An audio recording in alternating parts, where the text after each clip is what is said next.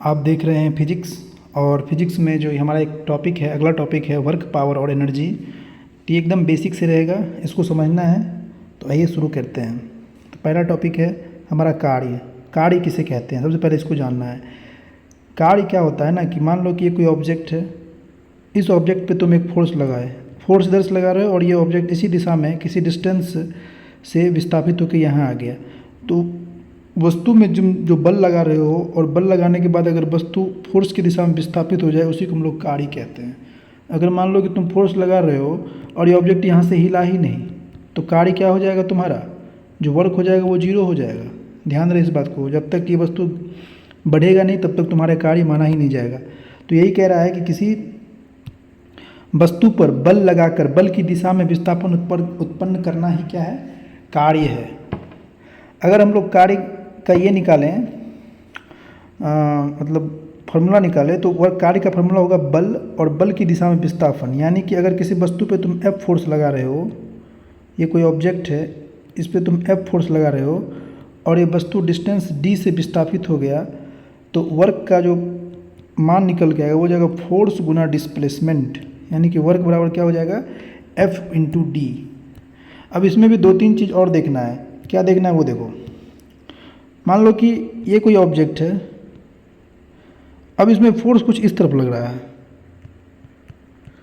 किसी theta angle से, और वस्तु डिस्प्लेसमेंट इधर हो रहा है। तो अभी हम बताए थे कि जब वर्क जो निकलेगा वो क्या निकलेगा, वर्क निकलेगा फोर्स गुना डिस्प्लेसमेंट। अब डिस्प्लेसमेंट चूंकि इधर हुआ है लेकिन फोर्स तो इधर लग रहा है, तो फोर्स इधर जो फोर्स लगेगा उसका क्या मान हो जाएगा, अगर यहाँ पे एंगल थीटा हो जाएगा तो मैथमेटिकल सॉल्व करने के बाद ये निकल के आएगा तुम्हारा F cos थीटा। तो इस केस में जो वर्क का मान हो जाएगा वो हो जाएगा F cos theta into D.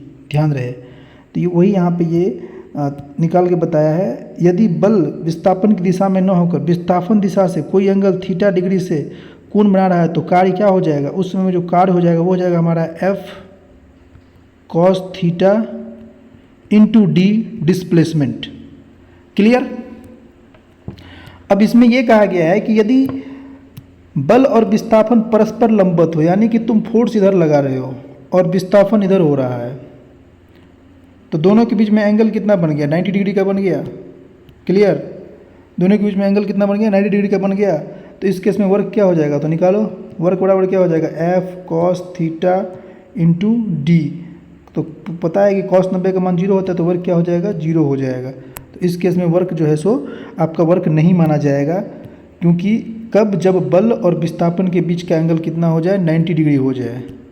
Force ऊपर लगा रहे हो और विस्थापन इधर हो रहा है इस केस में। क्लियर है। कार्य एक अदिश राशि है, इसका मात्रक क्या होता है, जूल होता है। ध्यान रखना, वर्क का मात्रक क्या होता है, जूल होता है। अब जो हमारे साधारण यंत्र होते हैं, कोई मशीन होते हैं, उसमें हम लोग क्या करते हैं, उसमें यही करते हैं ना कि कम बल का प्रयोग लगाकर उतनी ही मात्रा में काम करने में सहायता करते हैं। तो कार्य एक अदिश राशि और इसका मात्रक क्या है, जूल है। अगला टॉपिक हमारा एनर्जी। एनर्जी क्या होता है, कोई जो वस्तु है उसकी जो कार्य करने की क्षमता है उसी को हम लोग ऊर्जा कहते हैं। ऊर्जा भी एक तरह की अदिश राशि ही है। ऊर्जा क्या है, अदिश राशि है, और इसका भी जो मात्रक है वो क्या है, जूल ही निकल के आता है। इसका भी मात्रक जूल निकल के आता है। अब ऊर्जा मुख्यतः दो प्रकार के होते हैं। ऊर्जा मुख्यतः कितने प्रकार के होते हैं, दो प्रकार के होते हैं। इसमें पहला होता है गतिज ऊर्जा। गतिज ऊर्जा क्या होता है उसको समझना है। गतिज ऊर्जा क्या होता है, अगर कोई वस्तु मूव कर रही है ना, अगर ये वस्तु मूव कर रही है, गति के कारण जो इसमें ऊर्जा, गति के कारण उसमें जो कार्य करने की क्षमता है उसे ही गतिज ऊर्जा कहते हैं।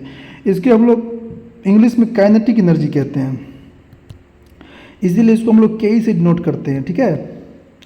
जो हमारा गतिमान हवा होता है ना, हवा जो बहती है उसमें गतिज ऊर्जा होती है। ध्यान रखना, ये कभी कभी ऑब्जेक्टिव में पूछ लेता है, गतिमान वायु में कौन सी ऊर्जा होती है, तो गतिज ऊर्जा होती है।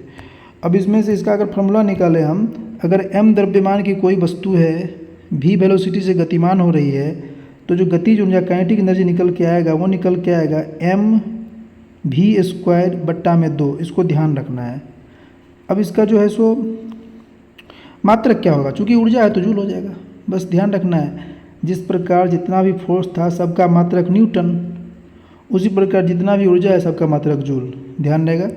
इसमें अगला जो है वो है स्थितिज ऊर्जा, यानी कि उसको हम लोग पोटेंशियल एनर्जी कहते हैं। पोटेंशियल एनर्जी क्या होता है वो देखो, किसी वस्तु की विशेष किसी वस्तु की स्थिति विशेष कारण जो कार्य करने की क्षमता होती है उसे स्थितिज ऊर्जा कहते हैं। इसको हम लोग पी से दर्शाते हैं। जैसे कि ये मान लो कि एक गुलेल देखे होगे तुम लोग, ये गुलेल है, इसको रस्सी से ऐसे खींच रहे हो, तो ये जिस स्थिति में है उस स्थिति में जो ऊर्जा लग रही है उसी को हम लोग क्या बोलते हैं, स्थितिज ऊर्जा कहते हैं। जैसे कि खींचे हुए गुलेल या घड़ी की चाबी, इस समय क्या होती है, स्थितिज ऊर्जा होती है।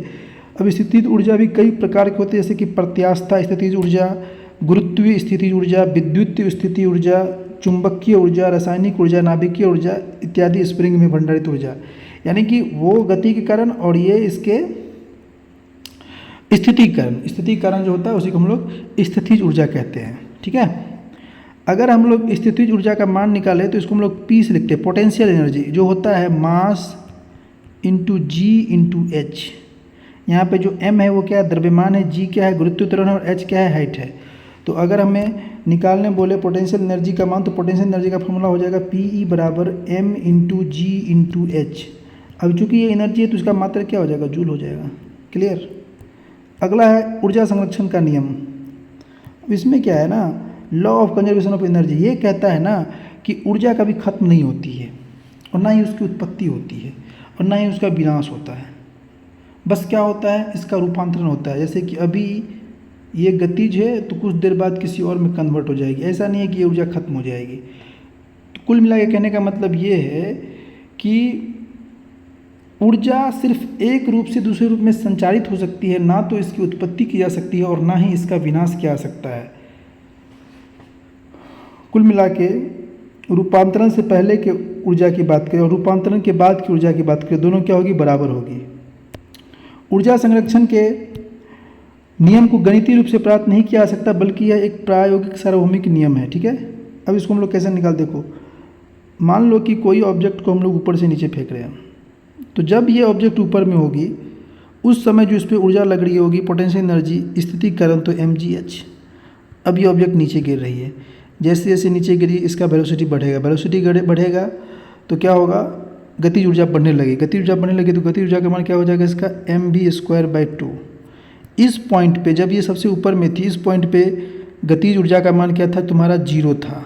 गतिज ऊर्जा क्या था, 0 था, लेकिन पोटेंशियल एनर्जी क्या था, mgh था। लेकिन जब ये नीचे आएगा इस पॉइंट पे क्या होगा, तुम्हारा जो पोटेंशियल एनर्जी है वो हो जाएगा 0 और गतिज ऊर्जा क्या हो जाएगा, मैक्सिमम। तो कहने का मतलब ये है ना कि ये दोनों ऊर्जा ऊपर में था प्लस नीचे में था, दोनों क्या है, कांस्टेंट है। दोनों क्या है, कांस्टेंट है, उसमें किसी भी तरह का बदलाव नहीं होता है। तो ऊर्जा संरक्षण नियम यही कहता है कि ऊर्जा का केवल एक रूप से दूसरे रूप में रूपांतरण हो सकता है, ना ही इसकी उत्पत्ति की जा सकती है और ना ही इसका विनाश किया जा सकता है। और इसमें एक पॉइंट और याद रखना कि काइनेटिक एनर्जी और पोटेंशियल एनर्जी को जोड़ते हैं तब जाके निकल के आता है हमारा मैकेनिकल एनर्जी। यही कह रहा है किसी वस्तु की स्थितिज ऊर्जा तथा गतिज ऊर्जा का योग उसकी कुल यांत्रिक ऊर्जा है। क्लियर। आइए नेक्स्ट देखते हैं। अब जो पॉइंट आने वाला है उसको हम लोगों को ध्यान से देखना है, क्योंकि ये एग्जाम पॉइंट ऑफ व्यू से बहुत इंपॉर्टेंट है। ऊर्जा का रूपांतरण, जो हमारा विद्युत बल्ब होता है ना, विद्युत बल्ब में क्या होता है ना, इसमें हम विद्युत ऊर्जा जो है सो प्रकाश एवं ऊष्मा में कन्वर्ट होती है। अगर हम लोग विद्युत सेल की बात करें तो इसमें रासायनिक ऊर्जा विद्युत ऊर्जा में कन्वर्ट होती है। डायनमो की अगर बात करें तो डायनमो में क्या होता है, यांत्रिक ऊर्जा से विद्युत ऊर्जा में कन्वर्जन होता है। टरबाइन स्थितिज ऊर्जा से विद्युत ऊर्जा, मोटर विद्युत से यांत्रिक, इंजन ऊष्मा से यांत्रिक ऊर्जा। क्लियर। अगला देखते हैं, नाभिकीय ऊर्जा से ऊष्मीय ऊर्जा, ऊष्मीय ऊर्जा से यांत्रिक ऊर्जा और यांत्रिक ऊर्जा से विद्युत ऊर्जा परमाणु विद्युत ग्रुप में होता है। लाउड स्पीकर, लाउड स्पीकर में क्या होता है, विद्युत ऊर्जा से ध्वनि ऊर्जा में। ट्रांसमीटर विद्युत ऊर्जा से विद्युत चुंबकीय ऊर्जा में। तो ये सभी कन्वर्जन को ध्यान रखना है, इससे एग्जाम में क्वेश्चन आता है, इसको अच्छे से रट लेना है। अगला टॉपिक हमारा पावर। पावर क्या होता है, कार्य करने की दर को हम लोग क्या कहते हैं, पावर कहते हैं। यानी कि पावर क्या होता है, कार्य करने की दर, W/टाइम टेकन, इसी को हम लोग क्या कहते हैं, P बराबर W/T। शक्ति बराबर कार्य बट्टा समय। किसी भी कार्य करने की दर को हम लोग क्या कहते हैं, शक्ति कहते हैं, पावर कहते हैं। इसका फार्मूला क्या हो जाएगा, P = W/T, शक्ति बराबर कार्य बट्टा समय। अब शक्ति का जो मात्रक होता है वो होता है जूल प्रति सेकंड। क्या होता है, जूल पर सेकंड। अगर पावर का मात्रक पूछे तो क्या बोलोगे, जूल पर सेकंड, है ना। अगर आप बोले कि 1 वाट पावर कब जनरेट होगा, 1 वाट पावर किसे कहते हैं, तो जब 1 जूल कार्य 1 सेकेंड में क्या हो, संपन्न हो, तब जाके जो पावर निकलेगा वो 1 वाट निकलेगा। लेकिन प्रॉब्लम ये है कि ऊर्जा स्थानांतरण की जो उच्च दरों को हम लोग किलोवाट में व्यक्त करते हैं। अब किलोवाट में कितना, पावर की अगर बात करें तो यूनिट जूल पर सेकंड तो होता ही है, और इसको साथ में हम लोग वाट भी कह देते हैं, WT वाट, इसको हम लोग डब्ल्यू नोट करते हैं। तो 1 किलोवाट बराबर जो होता है वो होता है 1000 वाट। क्या होता है? 1000 वाट होता है। ऊर्जा का जो व्यावसायिक मात्रक होता है वो क्या होता है? जूल तो चलो बहुत छोटा मात्रा हो गया, अगर बड़े मात्रा की बात करें ना तो इसको हम लोग किलोवाट आवर कहते हैं। क्या कहते हैं? किलोवाट आवर कहते हैं। अच्छा, किलोवाट आवर को जब हम लोग तोड़ते हैं तो 1 किलोवाट में क्या होता है? 1000 वाट होता है। और 1 घंटा में क्या होता है? 3600 सेकेंड होता है। इसको जब तुम लोग तोड़ोगे तो ये निकल के आएगा 36 लाख जूल, यानी कि 3.6 गुना 10 के पावर 6 जूल। अगर बात करें 1 किलोवाट आवर की, 1 किलोवाट आवर में कितना जूल होता है? तो 3.6 इंटू 10⁶ जूल होता है। इसको ध्यान रखना है। अगला क्या है कि हमारे घरों में जो वह होता है ऊर्जा, उसको हम लोग यूनिट में व्यक्त करते हैं। तो 1 यूनिट का जो मान होता है वो क्या होता है? 1 किलोवाट आवर होता है। क्या होता है? 1 किलोवाट आवर होता है।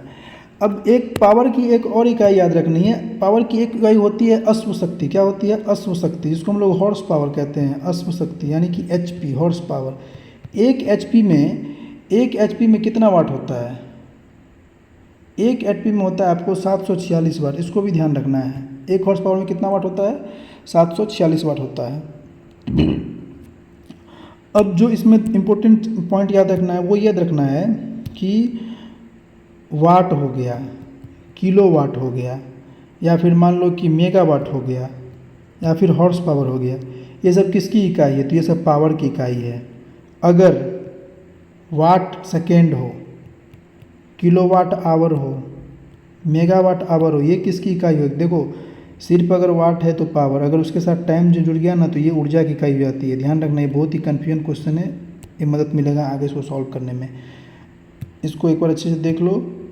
वाट second, kilowatt hour, megawatt hour, ये पावर का, और ये सारा किसका? एनर्जी का यूनिट है। क्लियर? अगला क्या होता है वो देखते हैं। विद्युत उत्पादन केंद्रों में उत्पादन बिजली को मापने हेतु हम लोग मेगावाट का उपयोग करते हैं। 1 मेगावाट में कितना वाट होता है? 1 मेगावाट में होता है 10 के पावर 6 वाट। तो क्लियर है, ये था हमारा कार्य, वर्क, पावर एंड एनर्जी। इसमें आपको ध्यान रखना है ये सारा का सारा पॉइंट, इससे एग्जाम में डायरेक्ट क्वेश्चन बनते हैं। और ये बहुत छोटा ही टॉपिक था, तो इसको आप लोग कर लीजिएगा। होगा तो इस पर एक MCQ लगवा देंगे। तब तक के लिए इतना ही, मिलते हैं अगले वीडियो में। तब तक के लिए जय हिंद।